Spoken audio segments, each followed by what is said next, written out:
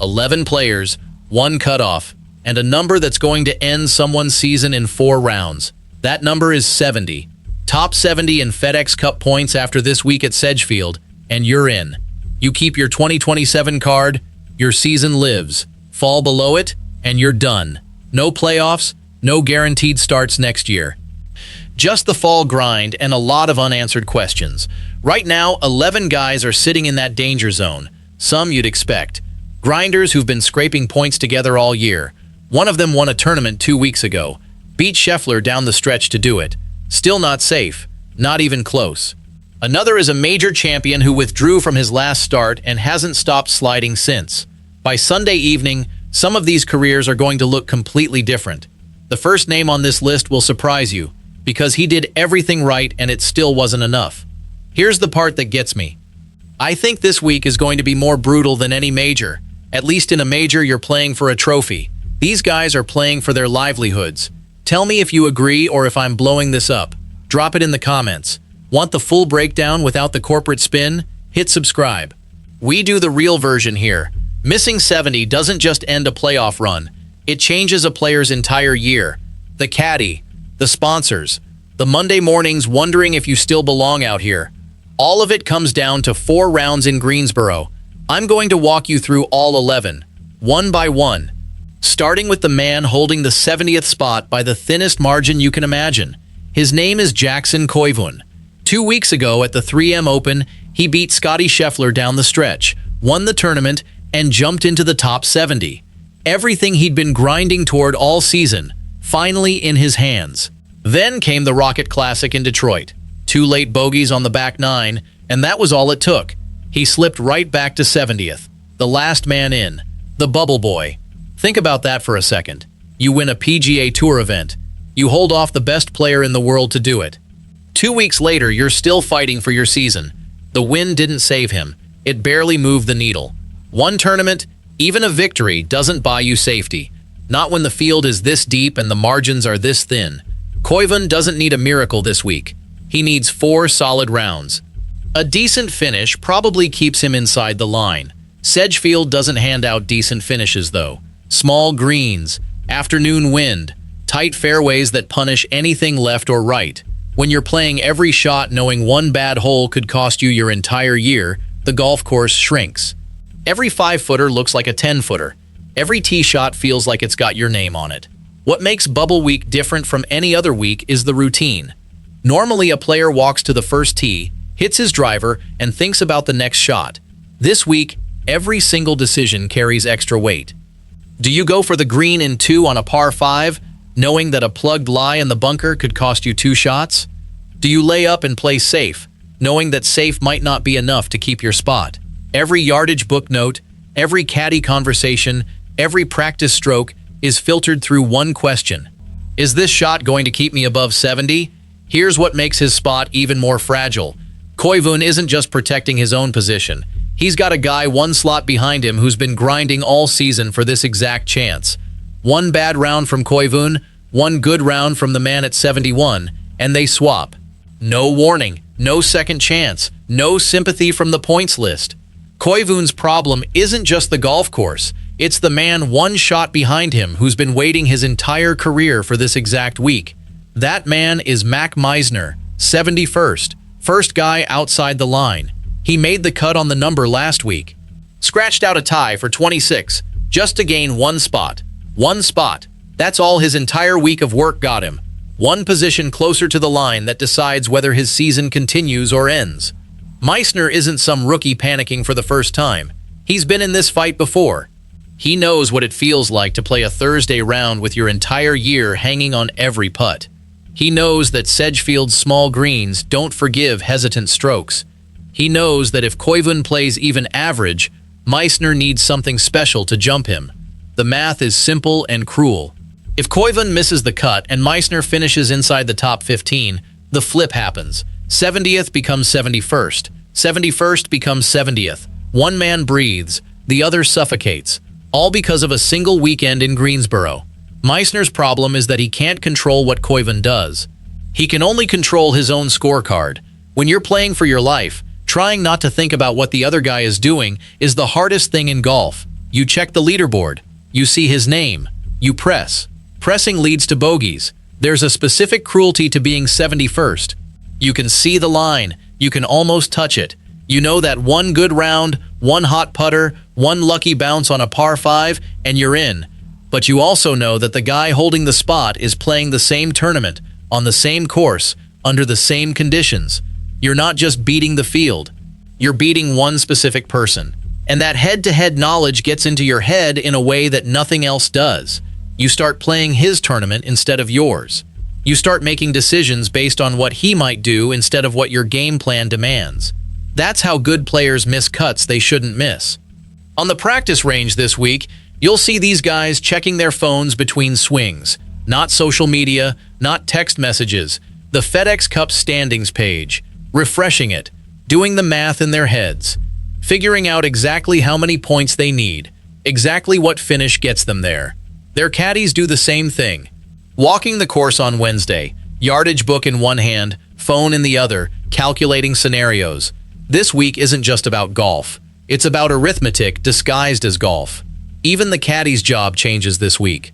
Normally, a caddy reads greens, calls yardages, and keeps the player calm.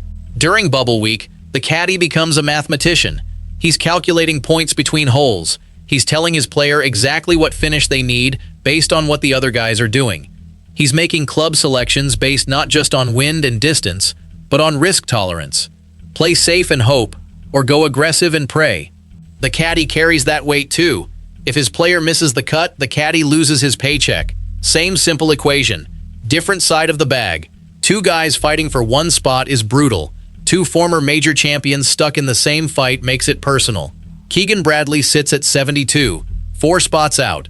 He tied for 15th at the Rocket Classic, moved up 4 positions, and gave himself a fighting chance. Bradley isn't just any veteran. He's got major championship pedigree. He's captained Ryder Cup teams. He's been in the biggest pressure cookers golf can offer. This week is different though. This isn't about winning. It's about surviving. About proving he still belongs on the same course as the guys he used to beat. Bradley needs roughly a top 10 finish to have any realistic shot at jumping into the top 70. Sedgefield rewards accuracy. Bradley's game is built on precision. On paper, he should be fine. Golf doesn't care about paper. Golf cares about what happens when your hands get tight on the 18th green and your season is riding on a 4-footer. 1 spot behind Bradley, Andrew Putnam sits at 73. He missed the cut at the Rocket Classic, dropped 2 positions, and now finds himself in a hole he didn't dig but can't seem to climb out of. Putnam's season has been a slow bleed. No catastrophic failures, no dramatic collapses. Just a steady accumulation of mediocre finishes that never quite add up to safety. He needs a top 5 this week to have any shot. Anything less, and he's playing the Fall Series. Johnny Kiefer is 74. Also missed the cut last week, dropped 1 spot. Kiefer is one of those players who does everything right in practice and can't quite transfer it to tournament golf when the stakes are highest. 4 rounds at Sedgefield with his season on the line. That's the test. No practice rounds, no mulligans. Just 4 rounds where every single shot counts. 4 spots behind Kiefer, at 75, is Jason Day, former world number 1, major champion, a guy who's won at the highest level and walked away from the sport's biggest moments with trophies in his hands. Day withdrew from the Rocket Classic, didn't tee it up, dropped a spot in the standings for doing nothing. Now he's at 75, 5 spots outside the line, and his golf hasn't looked like it belongs anywhere near the top 70. Day's situation is different from Bradley's. Bradley is climbing, Day is falling. Bradley gained 4 spots last week. Day lost 1 by not playing. The trajectory matters. When you're sliding, stopping the slide is harder than starting a climb. Day needs something close to a top 5 finish this week just to get back in range. 4 rounds where he can't afford a single bad stretch. Here's what nobody talks about when a veteran loses his card. It's not just about the golf. It's about the identity. Bradley has built his entire adult life around being a PGA Tour player. His routine, his friendships, his sense of purpose, all of it is structured around teeing it up on Thursday and competing on Sunday. Strip that away, and you're left with a man in his late 30s who has to figure out who he is without a scorecard in his hand. Day felt that when he withdrew last week. The withdrawal wasn't just physical, it was a signal, a quiet admission that the body and the mind aren't aligned anymore. And when that happens to a guy who used to be #1 in the world, the fall hits harder than it should. The veterans know exactly what's at stake. The young guys on this list don't realize how fast it can all disappear. Aldrich Potgieter sits at 65th. The South African missed the cut in his own title defense last week and still only dropped 1 spot. That sounds safe. It isn't. 5 positions between you and the cutoff feels like a cushion until you realize that 1 missed cut at Wyndham could drop you 6 or 7 spots in a single week. Potgieter's power off the tee is an advantage at Sedgefield. Long hitters can reach par 5s in 2. Long hitters can also find trouble that shorter players never see. Ricky Castillo is 66, former Florida Gator. Tied for 20th last week, moved up 2 spots. Castillo is one of those players who's been grinding all season without a headline. No wins, no major contention. Just steady, quiet point accumulation. The kind of season that keeps you alive until the week it doesn't. Matty Schmid dropped 2 spots to 67 after missing the cut in Detroit. The German has been inconsistent all summer. Hot stretches followed by cold ones. Sedgefield doesn't tolerate inconsistency. 4 rounds of steady golf is the minimum requirement, and Schmid hasn't shown 4 rounds of steady golf in over a month. Jordan Smith sits at 68. The Englishman tied for 31st last week and dropped 1 spot. Smith is in that terrifying middle ground where 1 good round saves you and 1 bad round kills you. There's no coasting at 68. You either move up or you move out. Stephen Fisk is 69. Fell 3 spots last week. Golf Week called his position tenuous. That's media language for one thing. He's probably not making it unless something clicks at exactly the right moment. Fisk needs a low number this week. Not a solid number. A low number. The kind that requires everything to go right for 4 consecutive rounds. For the young guys on this list, there's a specific kind of fear that veterans don't feel. When you're 24 and you lose your card, you don't just lose a season, you lose momentum. You lose the belief that you belong at this level. You spend the next 6 months wondering if the win that got you here was a fluke. Potgieter felt that when he missed the cut at his own title defense. Castillo feels it every time he looks at the points list and sees his name getting closer to the line. These guys haven't built the mental armor that Bradley or Day carry. They haven't been knocked down enough times to know how to get back up, and that makes this week heavier for them than anyone wants to admit. The fall series is where these fears become reality. It's not glamorous. It's not televised the same way. You're playing in September and October on courses that don't have the same prestige, in front of crowds that are a fraction of what you saw during the regular season. You're fighting for 50th place in a points list that nobody watches. You're trying to earn conditional status so you can at least get into some events next year. It's grinding in the truest sense of the word. No cameras, no glory, just you, your caddy, and the question of whether you still want to do this for a living. 5 names, 5 different stories, 1 shared nightmare. The math that decides their fate doesn't care about any of it. Here's how this actually works. The FedExCup points list is frozen after the Wyndham Championship. Whatever your number is on Sunday evening, that's your number. No more events, no more chances to accumulate. The top 70 advance to the FedEx St. Jude Championship at TPC Southwind in Memphis. Everyone else goes home. Going home doesn't mean playing next week. Going home means your season is over, unless you qualify for the FedExCup Fall Series. The Fall Series is where guys ranked 51 and beyond fight for conditional status. Conditional status means you're not guaranteed starts. You're hoping for sponsor exemptions. You're playing Monday qualifiers. You're wondering if you'll have a job in January. For a guy like Koivun, who just won a tournament, missing the top 70 would be embarrassing. For a guy like Meissner, who's never had full security, it's existential. For Day, it's an identity crisis. For Bradley, it's a legacy question. For Putnam and Kiefer, it's proof that grinding all year means nothing if you can't deliver when it counts. For the young guys, it's a wake-up call that the dream has an expiration date. Let's talk about what a tour card is actually worth. A fully exempt PGA Tour player earns, on average, between $2 and $4 million a season. That's not just prize money, that's appearance fees, sponsorship bonuses triggered by starts made, and the security of knowing you have a tee time every Thursday for the next 12 months. Lose that card, and you're not just losing a number, you're losing a 7-figure income structure overnight. The caddy making 10% of your earnings suddenly doesn't have a job. The agent who negotiated your equipment deal can't justify the contract if you're not guaranteed starts. The financial domino effect of missing 70 is staggering, and it hits before the player even walks off the 18th green. Look at the gaps between these positions. Koivun at 70 and Meissner at 71 are separated by fewer than 50 points. Bradley at 72 is within striking distance of both. Putnam and Kiefer are within 100 points of the line. Day needs roughly 150 points to jump 5 spots. These are not large margins. A single round of golf, 1-3 under 67 versus 1-1 over 71, can swing a player 30 or 40 points. That's the difference between being in and being out. That's the difference between a career that continues and one that stalls. Sedgefield Country Club has hosted this event for decades.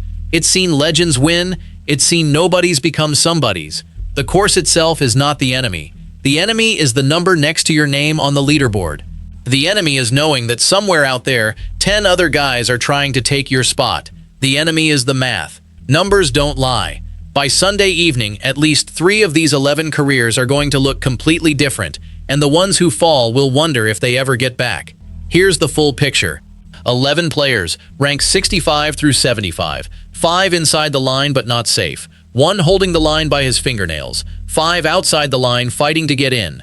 1 major champion who can't seem to stop the bleeding. 1 young gun who won 2 weeks ago and still can't breathe. 2 journeymen who missed cuts at the worst possible moment. The cutoff doesn't care about your resume. It doesn't care that you beat Scheffler. It doesn't care that you won a major. It doesn't care that you captained a Ryder Cup team. The cutoff is a number. You're above it or you're below it. After 4 rounds at Sedgefield, 11 guys are going to find out which side they're on. This isn't just about making the playoffs. This is about what happens to a professional golfer when the structure underneath him disappears. The caddy who's been on the bag for 3 years. The agent who built the sponsorship deals around full exempt status. The family that moved to Florida so he could practice year-round. All of that is riding on whether a number goes up or down over 4 rounds. Golf fans talk about major championships like they're the highest pressure in the sport. They're not. The highest pressure is playing for your right to be here. The highest pressure is knowing that if you miss a 4-footer on Sunday afternoon, you might not have a tee time next year. That's what these 11 guys are facing. Not a trophy, not a payday. Their right to play. What happens in the days after elimination is something nobody shows you on television. The player walks off the 18th green, shakes hands with his playing partners, and then walks to the scoring trailer to sign his card for the last time this season. After that, there's no ceremony, no interview tent. Just a quiet walk to the parking lot, a phone call to his wife, and a drive back to the hotel room where he sits and stares at the wall, wondering what went wrong. The fall series starts in September. That gives him 3 weeks to figure out if he wants to keep fighting or if this is the moment where the dream quietly ends. 3 weeks to decide if he's willing to grind through Monday qualifiers and sponsor exemptions for another shot. Some guys do, some guys don't, and the ones who don't never talk about it publicly. They just disappear from the leaderboard and nobody notices. On Sunday afternoon at Sedgefield, the atmosphere around the bubble players is different from the rest of the field. The fans know. They follow the points list on their phones. They gather around the scoring areas not to watch the tournament leader, but to watch the guys fighting for 70. They whisper. They check their screens. They do the same math the players are doing. There's a strange intimacy to it. You're watching a man's career play out in real time. 4 rounds, 18 holes per round, 72 chances to save himself or lose everything. And when it's over, the crowd moves on to watch the winner lift the trophy. The bubble player just packs his bag. This week isn't just about golf. It's about what happens when the dream runs out and you've got 4 rounds to keep it alive. I want to know where you stand on this. Do you think the top 70 cutoff is fair, or does it punish guys who had 1 bad month in a season where everything else went right? Drop your take in the comments. I read every single one. If you want to be here when the dust settles on Sunday evening, hit subscribe and turn on notifications. This channel doesn't do the watered-down version. We do the version that tells you what's actually happening, why it matters, and who's going to pay the price. Sedgefield is going to crown a champion this week. Nobody will remember that part. What people will remember is which of these 11 guys made it and which ones didn't? Who played the round of their life when it mattered most? Who folded under the weight of a number? 4 rounds, 11 careers, 1 cutoff. The math is coming for all of them, and it doesn't negotiate. I'll see you on the other side of Sunday evening, when we find out who survived and who didn't. This one's going to hurt somebody. I just don't know who yet.